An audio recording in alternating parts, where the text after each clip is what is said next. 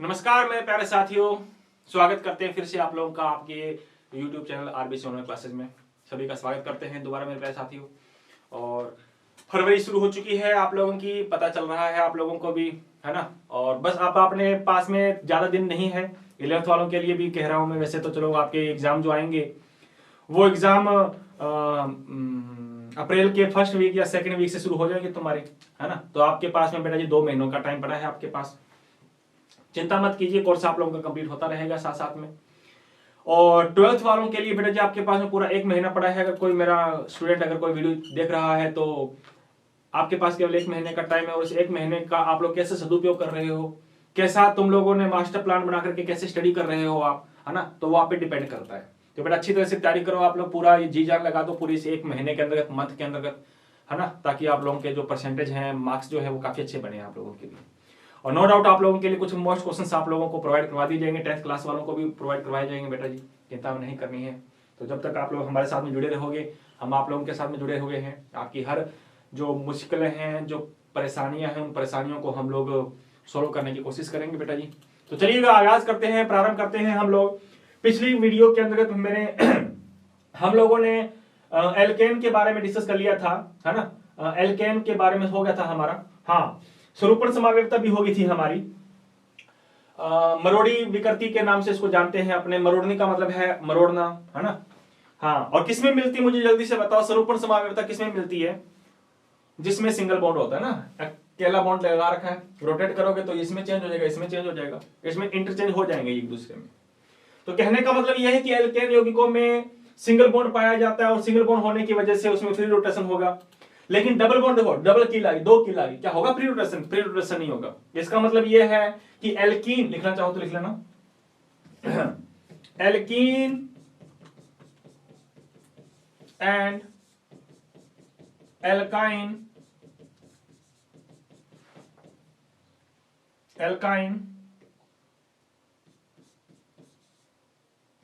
can't be so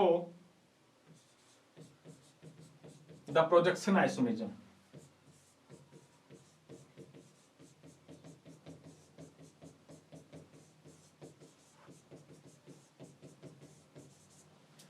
alkene तथा alkyne जो है मेरे प्यारे साथियों, ये स्वरूपण समावेशिता प्रदर्शित नहीं करते। क्यों? क्योंकि इसमें डबल बॉन्ड आ गया। तो कहने की बात यह है कि स्वरूपण समावेशिता वही शो करेंगे जिसमें फ्री रोटेशन होगा, और फ्री रोटेशन के लिए केवल सिंगल बॉन्ड चाहिए, यानी कि एल्केन। तो एल्केन कंपाउंड ही ऐसे कंपाउंड हैं, है ना, जनरली जिनमें स्वरूपण समावेशिता पाई जाती है।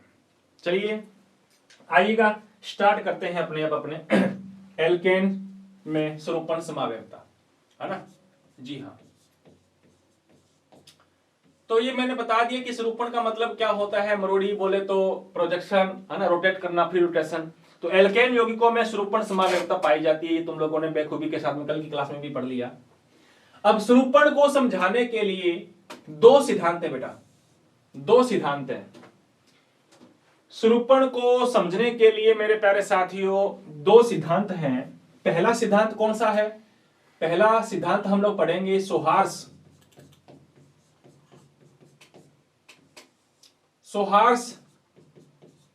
स्वरूपण।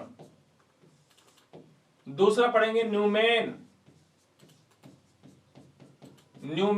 प्रोजेक्शन स्वरूपण, है ना। हाँ, sawhorse projection and second is that Newman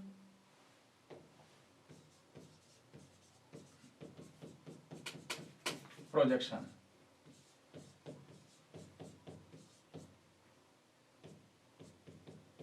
Newman projection, ठीक है जी। तो ये 2 हमारे पास में सिद्धांत हैं, न्यूमैन और सोहार्स प्रोजेक्शन।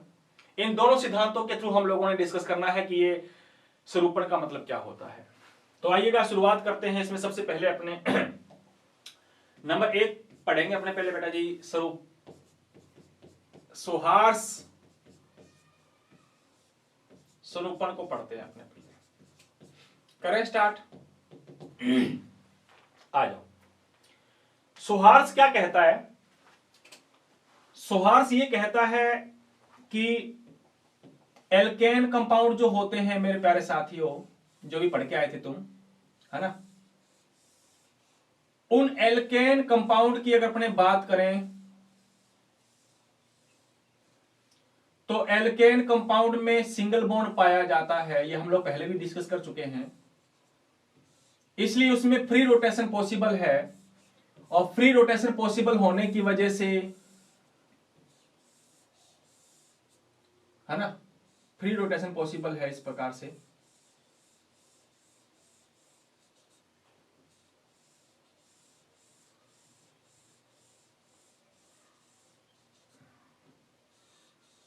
एक ही लगाई है हम लोगों ने अभी तक, ठीक है। चलो मैं अलग से दिखा देता हूं, ये एक ही लगा रखे हैं हमने।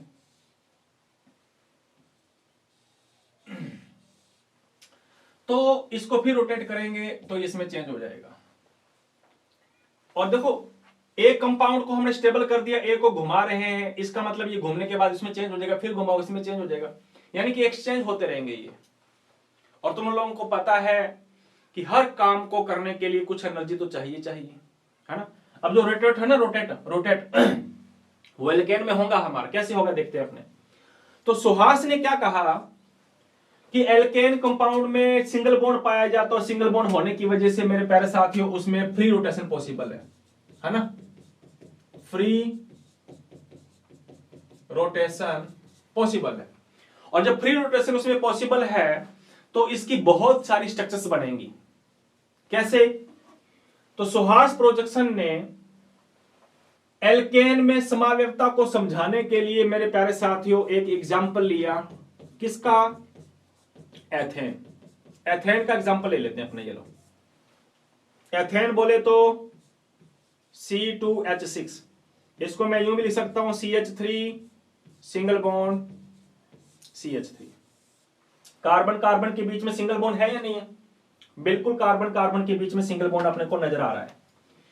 तो सोहार्स ने क्या कहा कि कोई सा भी एल्केन कंपाउंड हो उसमें सिंगल बॉन्ड पाया जाता है कार्बन कार्बन के बीच, और सिंगल बॉन्ड होने की वजह से उसमें रोटेशन होता रहेगा,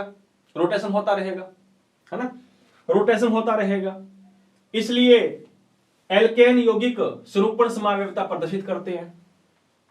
और सोहार्स ने क्या कहा कि स्वरूपण को समझना है ना हमें, तो हम लोग सबसे बेस्ट एग्जांपल लेकर के आते हैं ये वाला, एथेन। एथेन से हम लोग स्वरूपण को अच्छी तरह से समझ पाएंगे। अब देखो जरा गौर से, एथेन में कितने कार्बन हैं? 2 कार्बन। अब इन दोनों कार्बन के बीच में सिंगल बॉन्ड है मेरे प्यारे साथियों, तो उस सिंगल बॉन्ड को दिखाते हैं ऐसे एक लाइन के द्वारा। ये लो, मैं लाइन के द्वारा शो कर, ऐसे एक लाइन के द्वारा। देखो सिंगल बॉन्ड है, तो 2 कार्बन के बीच में जो सिंगल बॉन्ड है उस सिंगल बॉन्ड को हमने रिप्रेजेंट कर दिया एक लाइन के थ्रू, ऐसे एक लाइन से बना दिया। अच्छा, जो लाइन के जो टर्मिनल एंड टर्मिनल किनारे वो कार्बन एटम को शो करते हैं, and the terminate of this line is represent the carbon atom, and we know that the 3 hydrogen atoms are bonded with the every carbon। प्रत्येक carbon के साथ कितने कितने H जुड़े हुए हैं? देखो 3 H जुड़े हुए हैं। ये लो, मैं 3 H जोड़ रहा हूं बेटा, जरा देखो जरा सामने, एक H ये रहा, सारे अलग अलग बना देते हैं अपने, एक H ये रहा, एक H ये रहा, है ना। ऐसे इसमें शो कर देते हैं। ये लो, एक H ये रहा, एक H ये रहा, और एक H ये रहा। देखो प्रत्येक कार्बन के साथ 3 H जुड़े हुए हैं। अब देखिए जरा सामने, इस कार्बन को पड़ा रहने दो, स्टेबल रख दो, स्टेबल पड़ा रहने दो, इसके साथ में कोई छेड़खानी नहीं करनी। इसको घुमाओ, क्या तुम घुमा पाओगे? क्या बिल्कुल घूमेगा। देखो ऊपर वाले को स्टेबल कर दिया, नीचे वाले को घुमाया, इसको स्टेबल कर दिया, इसको घुमाया। जब इसको घुमा रहे हो तो मुझे लगता है ये इस प्रकार से घूमेगा कि नहीं घूमेगा। जस्ट फॉर एग्जांपल मैं अगर बात करूं मेरे तेरे साथियों, जैसे ये हमारे पास में ये से हाइड्रोजन जुड़े हुए हैं इस प्रकार से, उसको हमने स्टेबल किया, इसको घुमा रहे हैं तो घूमेगा ऐसे कि नहीं घूमेगा? ये कुछ इस तरीके से घूमेगा, ये इस तरीके से घूमेगा। तो देखो ये वाला हाइड्रोजन जो है, ये वाला हाइड्रोजन हमारा, ये वाला हाइड्रोजन वो ये रहा मान लो, कभी ये यहां होगा, घुमाओगे तो कभी यहां आएगा, फिर घुमाओगे तो यहां आएगा, फिर घुमाओ नीचे आ गया, फिर घुमाओ ऐसे। तो इसका मतलब ये है कि सिंगल बॉन्ड है, रोटेशन करो, रोटेशन होता रहेगा, घूमते रहेंगे, ये हाइड्रोजन घूमते रहेंगे। तो हम लोगों को बहुत सारी स्ट्रक्चर्स मिलेंगी बेटा, बहुत सारी स्ट्रक्चर्स मिलेंगी। लेकिन इतनी देखो, कभी ये हाइड्रोजन यहां होगा, कभी यहां होगा, कभी यहां, कभी यहां, कभी यहां, कभी यहां, कभी वहां, अरे हजारों स्ट्रक्चर्स मिल जाती हैं हमें। लेकिन उन हजारों स्ट्रक्चर्स में केवल दो स्ट्रक्चर्स मेन होंगी बेटा। एक तो कौन सी वाली, एक तो वो वाली कि जिसमें दोनों कार्बन के हाइड्रोजन पास पास हो, काफी पास पास हो, पास पास, कि भैया इससे अब और ज्यादा पास पास नहीं ला सकते अपने। तो जब दोनों कार्बन के हाइड्रोजन काफी पास पास हो, है ना, उस रूप को हम कहते हैं मेरे प्यारे साथियों ग्रसित रूप, इक्विलिब्रिस्ट फॉर्म बोलते हैं हम लोग।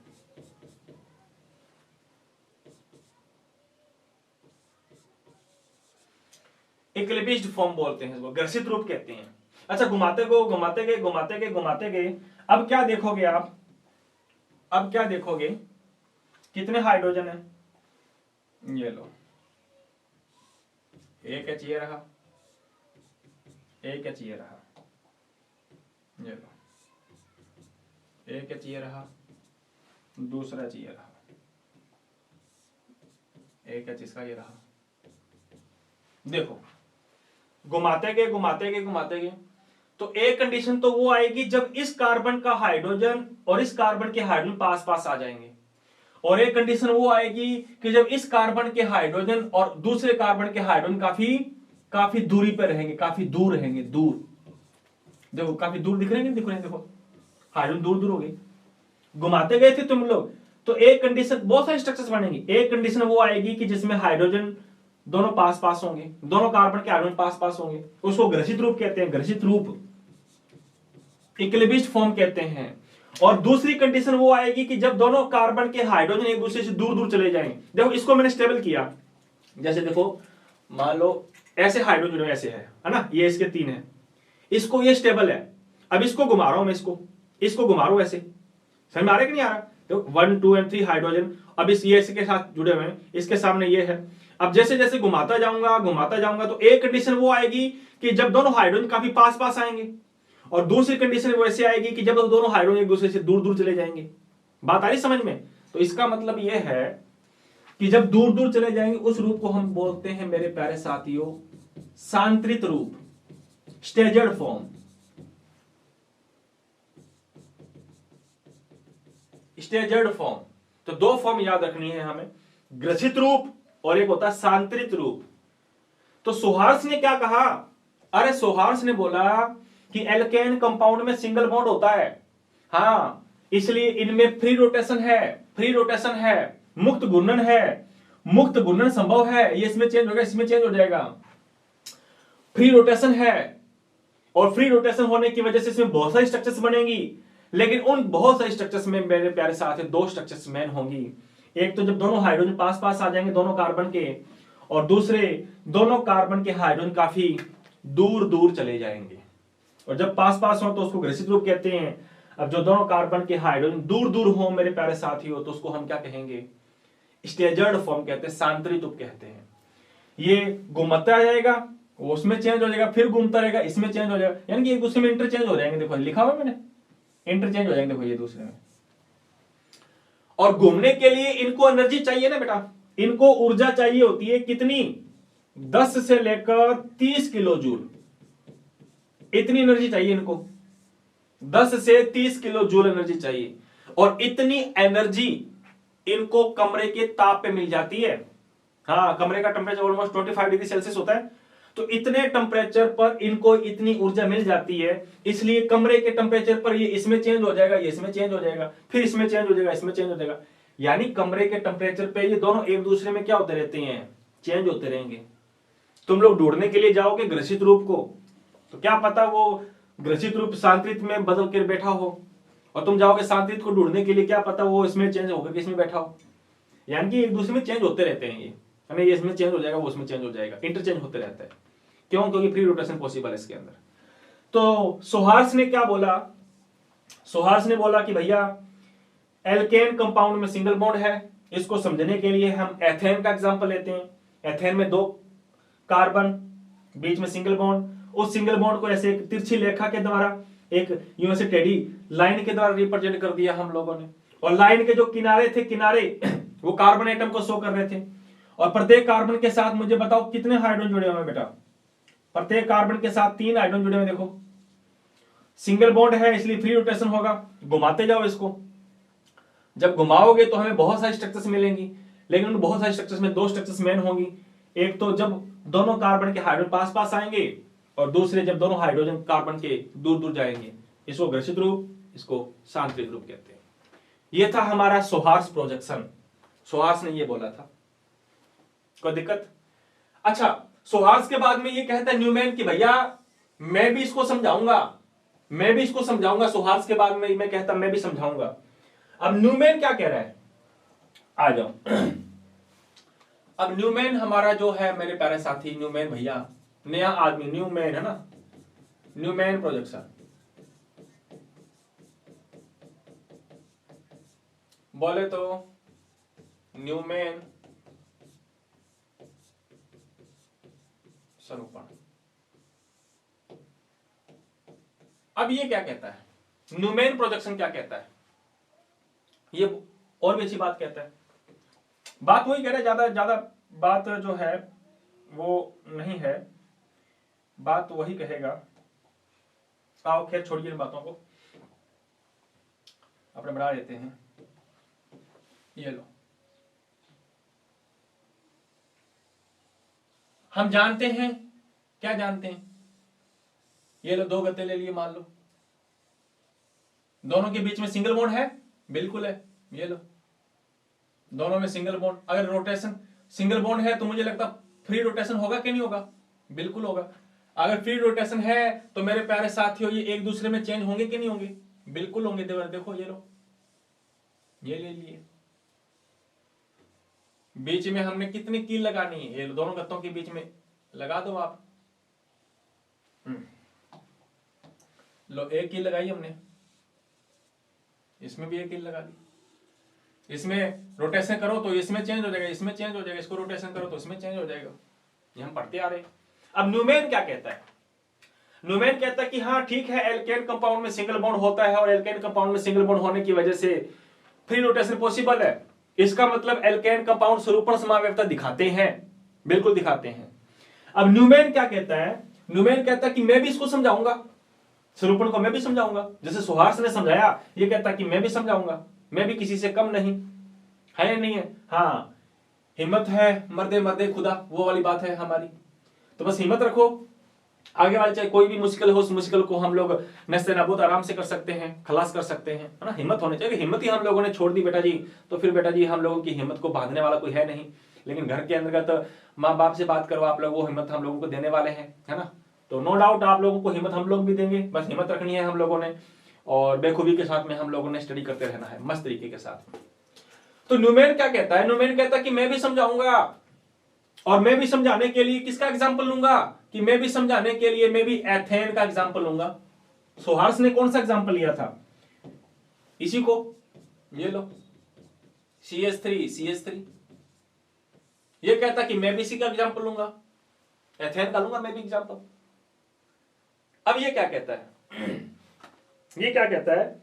ये इसको देखने की अपने बात करें बेटा ना, तो उसने क्या किया था? जैसे 2 कार्बन है, एक कार्बन ये रहा, एक कार्बन ये रहा। उसने सोहार्स ने उसको ऐसे देखा, ऐसे ऐसे, इसके साथ 3 हाइड्रोजन, इसके साथ 3, इसको रहने दो, इसको घुमाओ, इसको घुमाएंगे एक जने को, तो नो डाउट कभी हाइड्रोजन पास पास आएंगे तो कभी दूर दूर चले जाएंगे। न्यूमैन भैया कहता कि मैं इसको ऐसे नहीं देखूंगा, मैं इसको ऐसे देखूंगा, ऐसे ऐसे ऐसे। एक कार्बन मेरी आंख के पास होगा और एक मेरी आंख से दूर होगा, ऐसे है नहीं? दिख रहा है कि नहीं? एक तुम्हारी आंखों के पास में और एक तुम्हारी आंखों से दूर है। तो सोहार्स ने कहा, सोहार्स तो कहता कि मैं इसको ऐसे देखूंगा, ऐसे, लेकिन न्यूमैन कहता कि मैं इसको ऐसे देखूंगा। देखने का नजरिया बदला। देखो दुनिया में सभी लोगों का देखने का नजरिया क्या होता है? अलग अलग होता है ना। कोई अच्छे नजरिए से देखते हैं, कोई बुरे नजरिए से देखते हैं। तो अपने को भी देखना है, अपने को अच्छे नजरिए से देखना है। आ जाओ। तो इसने इसको ऐसे देखा, ऐसे ऐसे ऐसे नहीं देखा, इसको इस प्रकार से देखा, एक कार्बन आंखों के पास और दूसरा आंखों से दूर। तो उसने बोला कि भैया जो मेरी आंखों के पास होता है ना, मेरे पास आंखों के पास, उस कार्बन को हम दिखाते हैं डॉट से, ऐसे ऐसे डॉट से। ये मेरी आंखों के पास वाला कार्बन, ये वाला। और दूसरा कार्बन दूसरा कार्बन है एथेन वाला, वो आंखों से दूर है, और उस कार्बन को हम दिखाते हैं गोले से, ऐसे। बात समझ में आई? क्या बोला न्यूमैन ने? कहा कि एथेन में 2 कार्बन हैं, दोनों में सिंगल बॉन्ड है। एक कार्बन को जो हमारी आंखों के पास है उसको हम एज डॉट के द्वारा, बिंदु के द्वारा शो कर दो, ये लो बिंदु के द्वारा शो कर दिया। और दूसरा कार्बन जो हमारी आंखों से दूर है उसको हमने गोले के द्वारा शो कर दिया, ये लो गोले के द्वारा शो कर दिया। अब मुझे बताओ, इस कार्बन के साथ जो है हाइड्रोजन कितने जुड़े हुए हैं? प्रत्येक कार्बन के साथ 3-3 हाइड्रोजन जुड़े हुए हैं। ये लो, ये रहा इसका एक हाइड्रोजन, थोड़ा मोटा बना देते हैं, ये लो एक हाइड्रोजन, ये रहा इसका।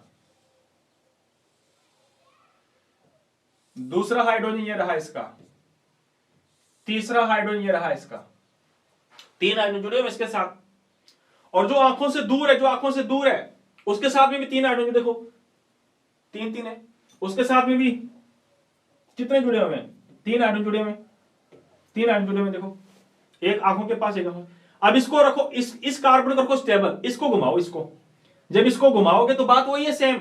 उसने इसको ऐसे देके ऐसे घुमाया था, इसको ऐसे देके ऐसे घुमा रहा है, बस ये जब ऐसे घुमाएंगे तो उसमें बहुत सारे स्ट्रक्चर्स मिलेंगे अपने को। एक तो वो स्ट्रक्चर होगी जो इस कार्बन के हाइड्रोजन और इस कार्बन के हाइड्रोजन पास पास आएंगे, और दूसरी स्ट्रक्चर वो मिलेगी जब दोनों हाइड्रोजन क्या हो जाएंगे, दूर दूर। जैसे ये लो, एक तो ये बना दी मैंने dash dash dash dash dash dash dash, इसके साथ में भी 3 हाइड्रोजन जुड़े हुए कि नहीं जुड़े हुए, dash dash dash dash dash dash. ये लो, इसका भी बना देता हूँ dash dash dash dash dash.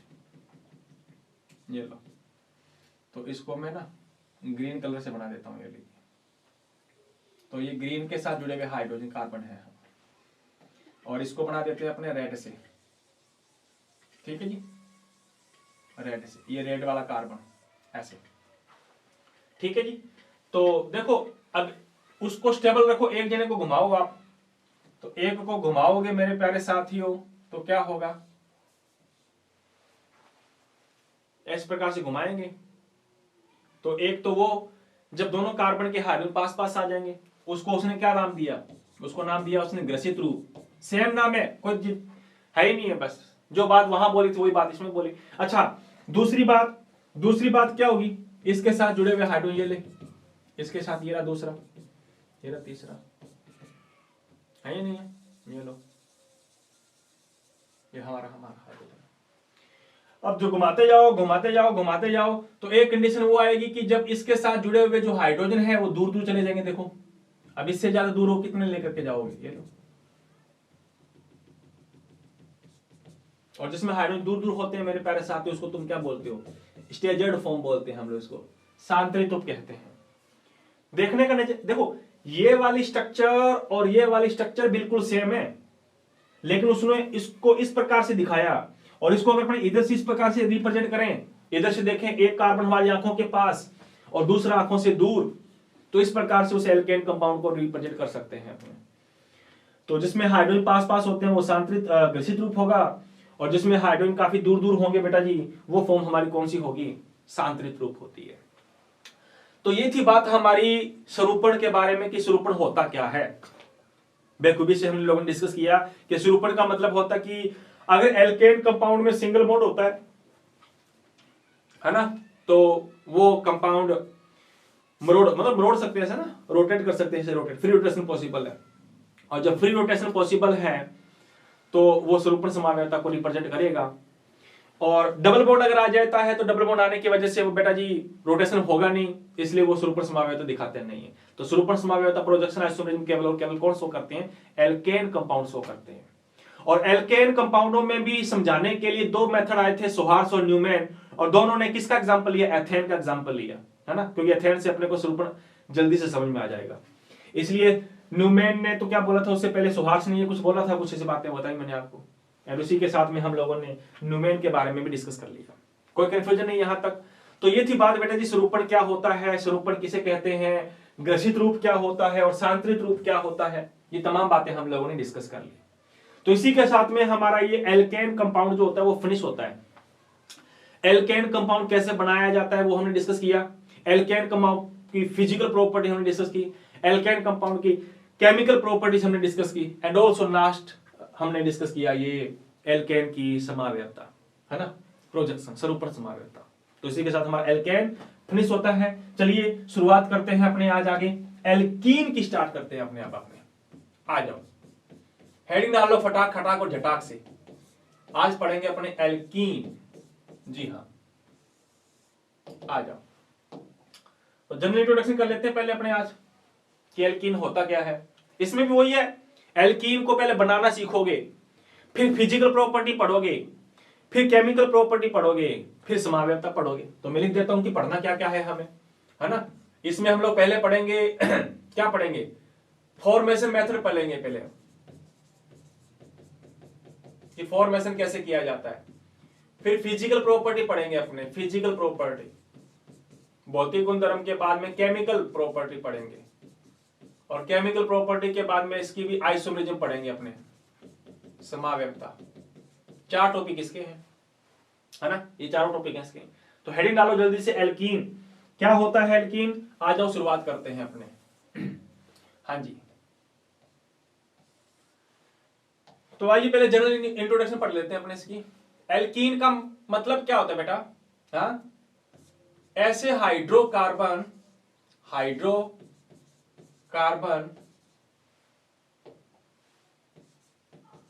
In which at least one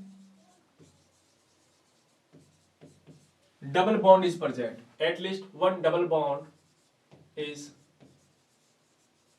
present. That's are alkene. ऐसे कंपाउंड, ऐसे हाइड्रोकार्बन कंपाउंड जिसमें एटलीस्ट एक डबल बॉन्ड होना चाहिए। हाँ, एक से ज्यादा है तो चलेगा, लेकिन एक तो डबल बॉन्ड होना ही होना चाहिए, एक डबल बॉन्ड होना चाहिए ना। तो लिखना चाहो तो लिख लेना बेटा जी, क्या लिखोगे, ऐसे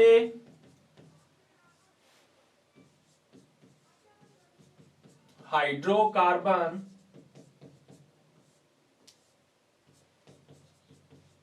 जिनमें